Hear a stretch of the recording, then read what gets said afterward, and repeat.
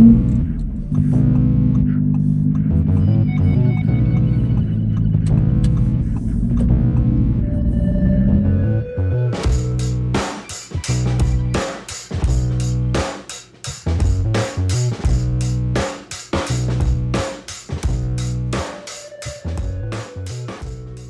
isn't the first time I've driven the new Audi R8. I actually went to the launch of it back in November last year, and the launch took place at the Ascari resort in Spain. And so obviously with Audi wants to show us journalists kind of how fast the R8 could go, so they decided to launch it on a racing circuit. But when we got there, the circuit was completely sodden. It had been raining all day, and so when we got out, we couldn't really push the cars to its limits.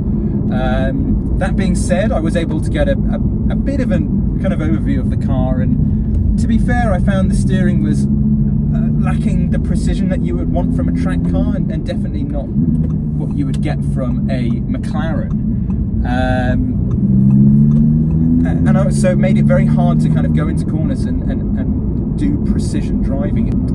But the R8 isn't a track car, it is the everyday supercar. It's the car you can supposedly jump into for a 2-hour road trip, get out, and you'll be just as fresh as you were when you stepped in for the first time. So that's why we have it at the moment, is to see whether this new R8 really is a supercar that you can use every day, especially now that it has more than 600 horsepower. So it's almost impossible to talk about the R8 without mentioning the V10 first. So let's get to it.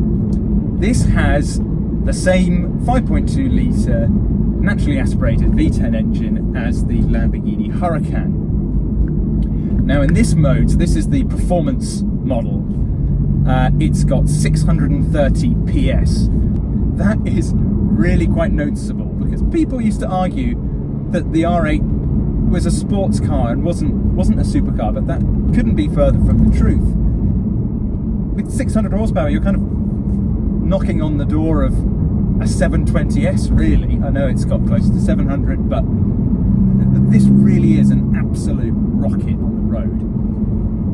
However, that's not to say that you can't use it. I found that when driving a McLaren 720S, it had so much horsepower that if you put your foot down, you would probably poo yourself. Whereas this, because it's four-wheel drive, it just rockets off, and the power is so linear because it's naturally aspirated that you never really find that it's intimidating. Now, it may surprise you that I really wasn't all that impressed by the R8's engine at first. Yes, I was let down by a 5.2 litre naturally aspirated V10, but we were sharing a track with a GT3 R8 race car, which sounded incredible.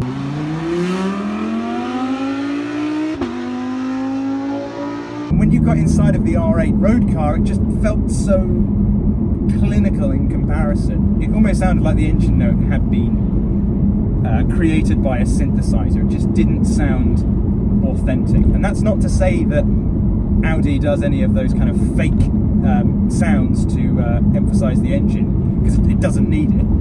I just didn't find that it didn't excite me in the way that I expected it did. However, at the time, because the track was so wet, we had quite a lot of driver assistance on, because Audi didn't want us binning the car. So what I think is that it was in a mode, I believe it was in a custom mode, and I don't think it had the sports exhaust activated, because now I whack it in track mode, the noise is just incredible.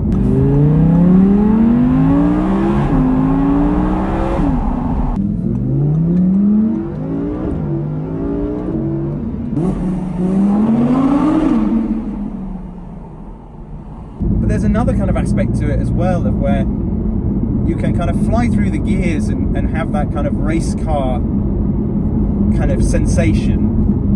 But if you just leave it in, say, third or fourth and go cruising through a few gears, the sound is just so wonderful.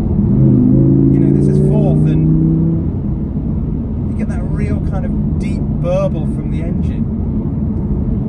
It's so characterful. I was really ready to say that the R8 is ready for electrification now after coming out of Spain, because I just was so underwhelmed by the engine. But I've completely changed my mind. Now that I've put it in track mode, with the valves open, the noise is just insane. I would be so sad if Audi were to get rid of this engine and to go fully electric. I think hybrid is completely acceptable.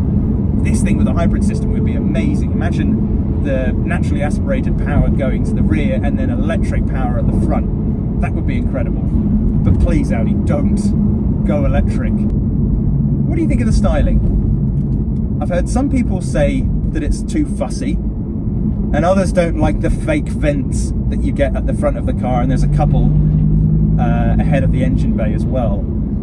And while I normally hate fake vents, particularly on the Civic Type R, I just think it's ghastly. I don't mind it on this. I think a lot of cars you'll find fake vents on them, and this is done kind of subtly enough that you don't feel as though you're being cheated. I wish the ones that were next to the engine were real, because those are a little bit obvious and they look quite cheap. But the ones at the front, I really don't mind. And the big vents at the side, the ones that really matter, those are legitimate. But overall, I think the car looks great. It's got that aggression that I feel as though the old ones were missing. It looks like a supercar now. It's got supercar performance, and now it has supercar looks. And that even goes for the 2015 version, which I really wasn't a big fan of its looks. This one just feels as though it's got some added aggression, and I look at it now, and it's got that supercar wow factor that the other ones possibly didn't. I don't think it's beautiful though.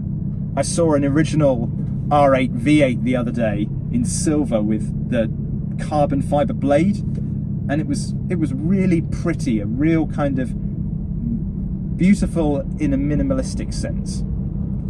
And yes, this one is a little bit more aggressive now, and I don't really feel as though we'll look back on this car in 10 years time and go, that's beautiful. I think we'll look back on it and go, oh, that was the final naturally aspirated V8. Oh, I don't want to think about getting rid of this V10 engine. A few other things to pick up on. I did a really long road trip in this the other day, probably spent about 8 hours in the car overall, and I wasn't uncomfortable at any point. Every time I got out of the car, I felt absolutely refreshed. I felt fine. Again, some other cars I've been in, I've kind of felt like I've been rattled around a little bit. This thing feels very comfortable.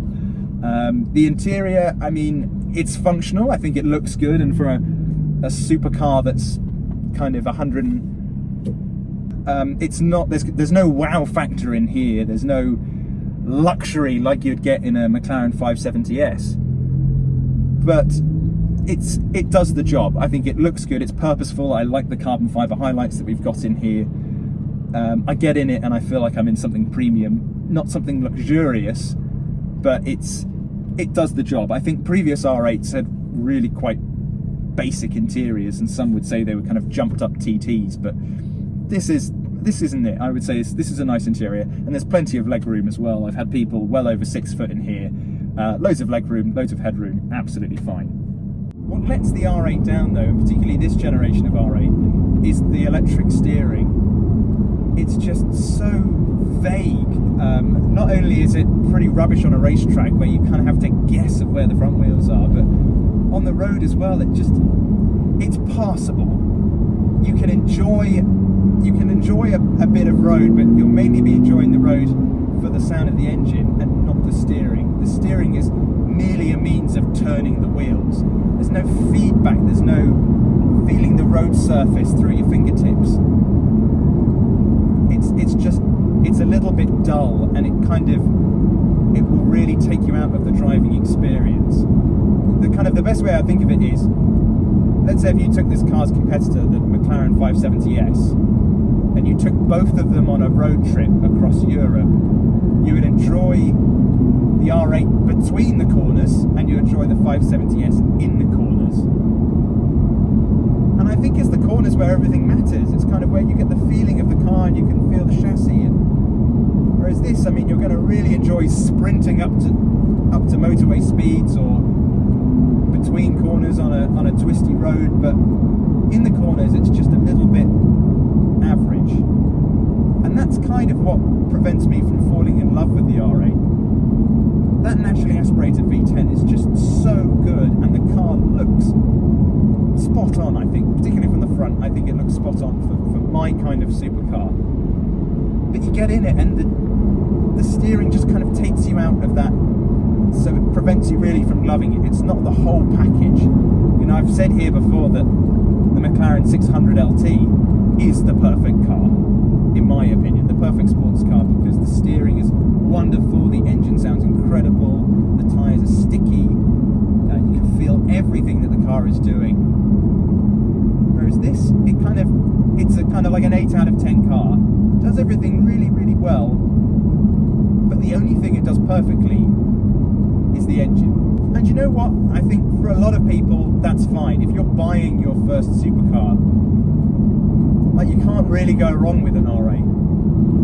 You'll be disappointed by the steering, but a lot of people probably won't care. They'll just care that they've got a big screaming V10 in the back. And that's what you're getting. It's a great engine, and it's got relatively okay fuel economy as well. I was cruising along the motorway, and I was getting about 21, 22 mpg. So it doesn't drink like a fish, as you'd probably expect. I just think if you're a lover of driving, and you're buying this R8 not only as your daily supercar, but you also want to take it on a racing circuit, you're better off with something else. You're better off with the McLaren 570.